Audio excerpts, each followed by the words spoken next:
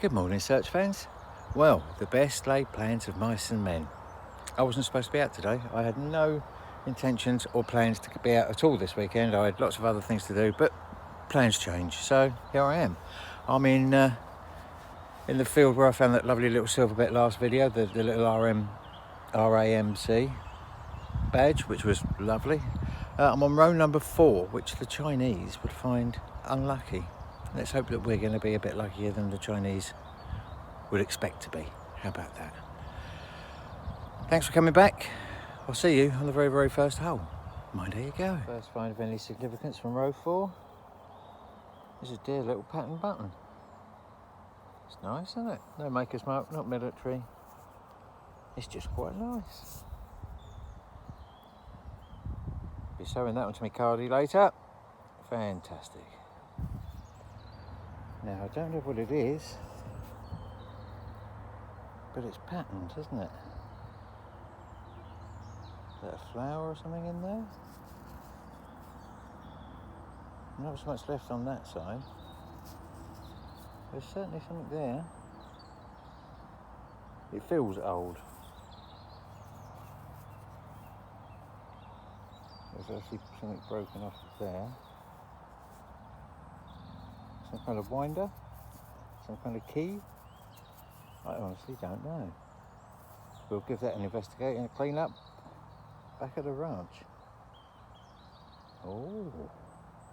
Well, the first coin we found for quite a while. Look at that. Queen Victoria, young head, 1 penny, 1862. Britannia on that side, you see 1862 just about. There you go. And there she is, Queen Vic. That will clean up nicely. I'm happy with that. Onwards and upwards. Very, very crudely made ring. No pattern on it. Not a jewellery item ring, just a ring off a bit of old tack, I should imagine, but it's got some weight on it. It's quite heavy. It may be bronze. I don't know. It's alright though. Happy with that. Tea time. We haven't found a lot on number 4. So I think we'll try number 5. We've got the little Victorian, we've got the watch winder key thing, which is quite old. That should clean up nicely. We've got that little pattern button, but apart from that we're running on empty. So let's hope. Row 5. There she is. That one. Row 5 will do us some favours. Let's hope. Cheers.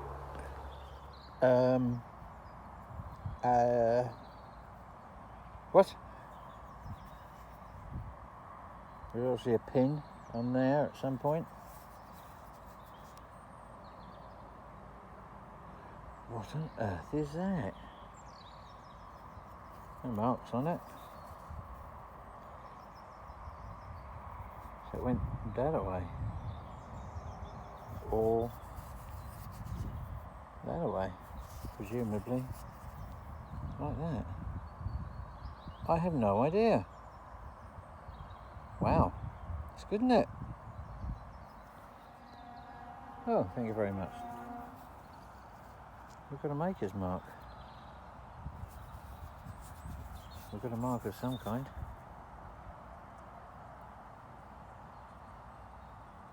See that? In the middle?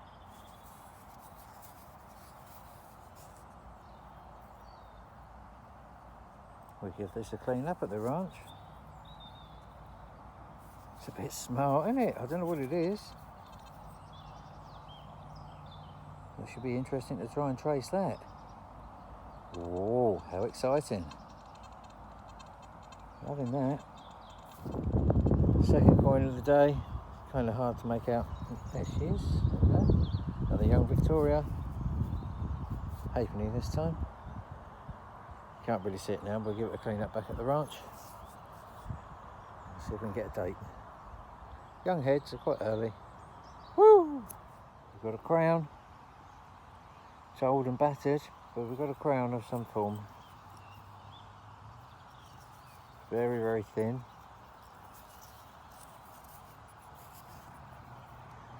That's going to clean up, isn't it? There's some detail on there. Something else to research. Lovely. Watch again, welcome back to the ranch. We'll go through some of the bits and pieces that we found. Nothing too exciting there. Bog standard buttons, battered musket ball, and probably a bit of a buckle, I would have said, broken both ends. Now, I'm just going to focus on this little collection here for a little bit. You might notice that it's a bit unusual looking, it's a bit shinier. I mean, this is your bog standard general surface button, but look how that's come up. Look at that, look at the detail you can see on it, the lion and the unicorn, and pretty much make out everything on that. That's the dandy button. Look how well that came out, that's nice, isn't it? That's very pretty. One for the cardie. Even the bronze ring has got a bit of something extra to it. Victorian penny. I don't know if I can get that in the light. Look at that. How nice is that? And you can, 1862, it's 150 years old. Look at that. That's not bad, is it? No. We've got the Canadian uniform badge. We've found these before. I think this is the third, maybe the fourth one of these I found. All different sizes though, so I reckon they must have really gone to town with the decorations, the Canadians. There you go, you can just about make out the Canada on the bottom of there. But are you noting the patina on these things? There's the older Victoria halfpenny. Can we see a year on that? 1900, I believe so. And the watch winder. You can just about make out a little bit of detail on there. Look, there's a nice flower design on there. And on the back. Let's have a quick look so we can see that. Now what I've used on this stuff is a compound called Arteseal. Now I was recommended to try this stuff after watching a video by my pal Marcus at Notched to 11. Now if I was a clever man, I'd put a link up on the bottom of here to show you where to, but I don't know how to do all of that business. I can't do all of that. I put a nice bit of graphics up and all. I don't know how to do it. Have a look. The stuff's called Arteseal, and I think it gives the your artifacts a nice little finish. I mean, with a restoration wax, you can do 4 or 5 coats, and they still don't come out as banging as that. It's like I suppose it's like a little clear nail varnish, if you like. It's something similar to that. Look it up, Arteseal. Say I sent you. Say hello, and it's. I think it's all right. This stuff. Anyway, I think we should have a quick chat about that, which I think is all right. Now, I thought to myself, we can talk about generals. This, by the way, goes on there, and then they have other insignias over the top of it to determine their rank. But it's basically, we'll say generals for now. Now, there's been some good generals in history, as we know. Wellington, Napoleon. I mean, Napoleon, despite what you think about him, he knew his stuff. He knew what he was talking about. He won an awful lot of battles. But there's been some not so great generals in history. Let's plonk this down. Now, the Romans, they had a lot of generals. The Romans gave ranks to their mates and everything else. I mean, some stuff doesn't change, does it? There was a Roman general called, hang on, I'm reading this, Quintius Servilius Caepio, Caepio, Caepio, something like that. And at the Battle of Arosio, the Romans ruled there, and there was a Germanic tribe that had come along and invaded a bit of the Roman Empire, and the Romans didn't want along with that, did they? But these tribesmen were a bit tough. They knew their stuff. So while the Roman hierarchy were trying to negotiate a peace, old Kiepo thought, no, sod this, and he said he wouldn't even share the camp with his superiors. He refused to listen to his superiors, and he wouldn't share the camp with them. So he turned around and charged into the Germans, and he lost. Let's put it that way, he lost. And the Germans, on a high after that little victory, beating up his lot, decided to go and have a go at the ones that were trying to make peace. In total, it's not funny, you shouldn't laugh, 80,000 Roman foot soldiers and 40,000 auxiliary and cavalry slaughtered, all gone, all dead, because of this fella's rash decisions. He survived, got off scot-free. They think that he might have hidden at the back of the and surprisingly, he lived out the rest of his day in absolute luxury, because somehow, during his reign, during his watch, 15,000 pieces of Roman gold disappeared. 15,000 lumps of gold just vanished. I mean, who'd have thought it? He lived a life of luxury in the end. So that was a good general. There was a general in the Mexican-Americano War, and his name was Pello, or Pillow, Gideon Pello, depending on which books you read. He was so bright that he got his soldiers, and there was quite a few of them, he got them all to dig in and firmly entrench themselves ready for the enemy, the wrong side of the barricades. Barricades there, he dug in that side instead of that side. Now, controversially, there is a school of thought about Douglas Haig, our British World War One general. He didn't really believe in the practicality or the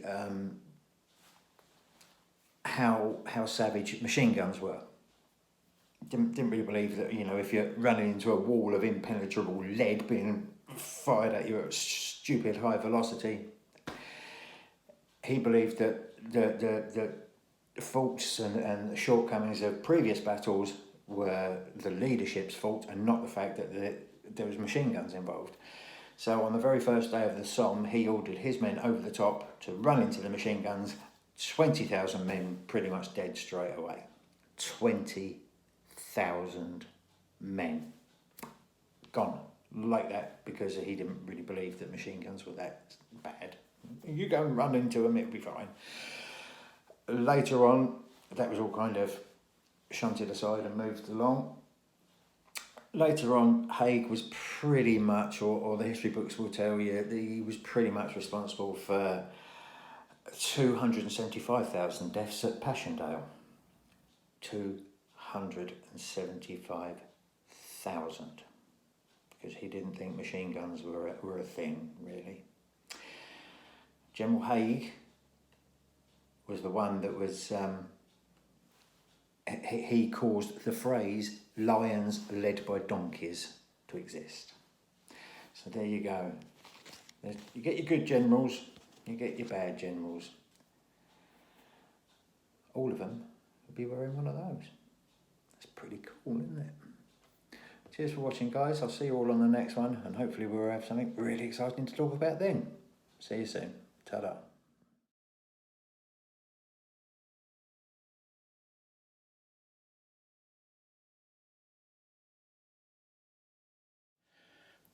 Alright guys, the two photographs I just put on the end of that video were before and after of using that Artesil. Just like to make it quite clear, I don't get anything from it, I'm not paid, I don't get paid to advertise at all, anything at all. No adverts or anything for me, no.